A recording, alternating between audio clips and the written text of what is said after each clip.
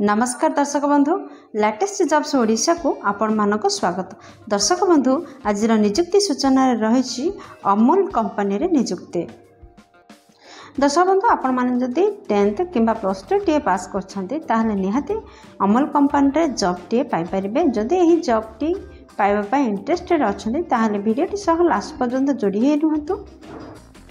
Odisha Amul company requirement freshers job 2024 को आपण मानको ऑनलाइन रे अप्लाई करबा को पड़िबो। जदि आपण माने 10th कि +2 टी पास करछन्ते निहाती भाव रे आपण माने अप्लाई करि परिबे। दर्शक बंधु आपण माने जानिथिबे जे 26 लाख मिल्क प्रोड्यूसर माने दुग्ध उत्पादनकारी शेयर होल्डर अमूल कंपनी सहित जड़ित अछन्ते। सेथि पई अमूल कंपनी तरफ गोटे बड़ वैकेंसी रिलीज होइछि। आपण माने चाहिले एही जॉब पई अप्लाई करि परिबे। दर्शक बंधु बर्तमान मुझे नहीं ओडिशा गवर्नमेंट जॉब रो गोटे पोर्टल साइट को। यही पोर्टल साइट रे आपण माने जदि पहुँचवा चाहूँगी ताहले आपण माने देखुवा वीडियो तले थिबा description box row first link रे क्लिक करंतु। आपण माने मध्य एही पेज रे पहुँच पारिबे। जनरल इन्फॉर्मेशन रे कोन रहिछि देखंतु। रिक्वायरमेंट ऑर्गेनाइजेशन रो नाम होछि ओडिशा अमूल कंपनी। ओडिशा अमूल कंपनी को तरफ एक बड़ विज्ञप्ति जारी होछि वैकेंसी रो। दर्शक बंधु टोटल पोस्ट विभिन्न पोस्ट पोस्ट वैकेंसीज रिलीज होइछि। आपण चाहिले 10th +2 +3 आपणक शिक्षागत योग्यता अनुसार पोस्ट टी चयन करि परिबे। जदि आपण माने जॉब लोकेशन विषय रे कहबाकू चाहिए ताहले आपण निज निज जिल्ला रे थिबा अमूल कंपनी रे नियुक्ति पाई परिबे। ओडिशा रा डिस्ट्रिक्ट लेवल नियुक्ति है। प्रत्येक जिल्ला रे थिबा अमूल कंपनी रे आपण मानकर नियुक्ति होई परिबो। अप्लाई मेथड आपणकर ऑनलाइन रे रहबो। आपण माने चाहिले निज निज मोबाइल रो कंप्यूटर रो किंबा कोनोसी कॉम्पिटिटिव पॉइंट रो एहा को आवेदन करि परिबे। जॉब कैटेगरी रे होची एहा ओडिसा रा प्राइवेट जॉब अटे। अमूल एक प्राइवेट कंपनी। आपण चाहिले एथरे जॉब टे करि परिबे। एक्सपीरियंस रे रहउची एथि पय किछि एक्सपीरियंस होल्डर दंकर दरकार नै। आपण माने फ्रेशर होइथिले मध्ये नुवा होइथिले यही कंपनी रे काम करि परिबे। दर्शक बंधु ए पृष्ठ देखि नियंतु जे आपण जदि अमूल कंपनी रे जॉब नेबाकू चाहछन्ते ताहाल आपनकर शिक्षागत योग्यता कोन होइतिबा आवश्यक। दर्शक बंधु आपण माने भलरे जानछन्ते जे आपण माने विभिन्न पोस्ट पई एही वैकेंसीज रिलीज होइछे। आपण चाहिले +2 10th diploma BE ITI BTech एही योग्यतार जेकोसी क्वालिफिकेशन थिले मध्य आपण पाखरे आपण माने अप्लाई करि परिबे। काहेकि ना आपण माने जानिछन्ती विभिन्न पोस्ट पई विभिन्न कैटेगरी पई विभिन्न प्रकार रा शिक्षागत योग्यतार आवश्यकता होय थाए। आपनकर शिक्षागत योग्यता अनुसार आपण माने पोस्ट टी चयन करि परिबे एवं अप्लाई करि परिबे।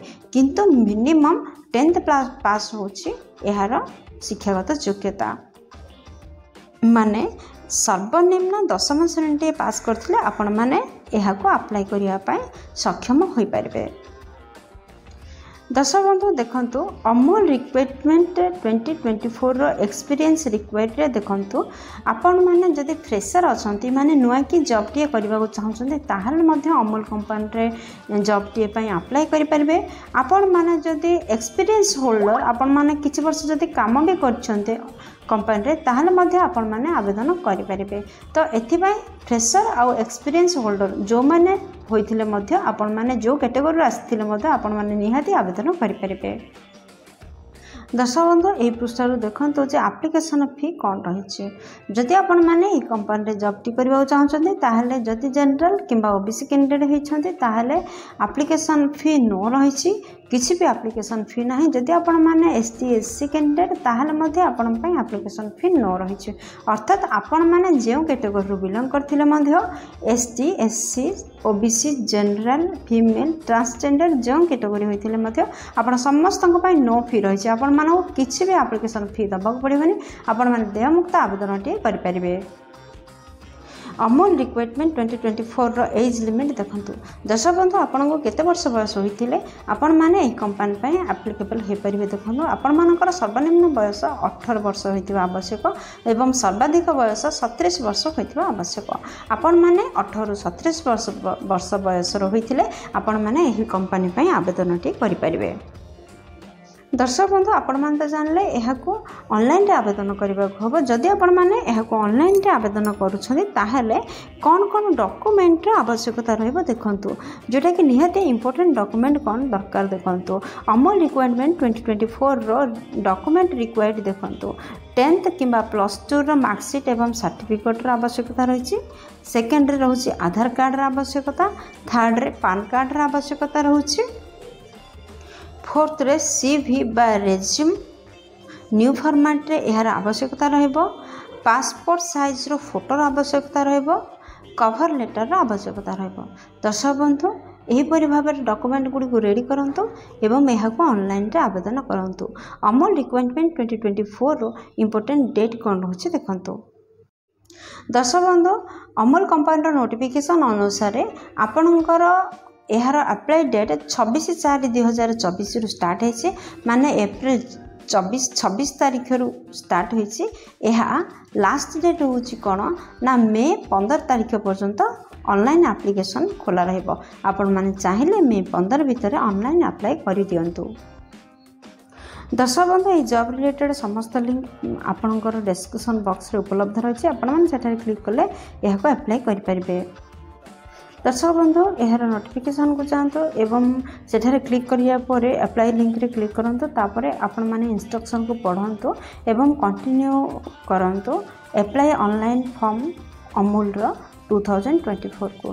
दर्शक बंधु देन कौन करंतु ना जेतेले रजिस्टरिंग करूछंती रजिस्टरिंग कर सारा पर आपनकर जन्म date father name email address एपरि देई स्टेप बाय स्टेप को प्रोसेस करंतु। यार गोटे प्रिंट आउट काढी दियंतु एवं जहा कि आपनकर परे दरकार रे आसीबो।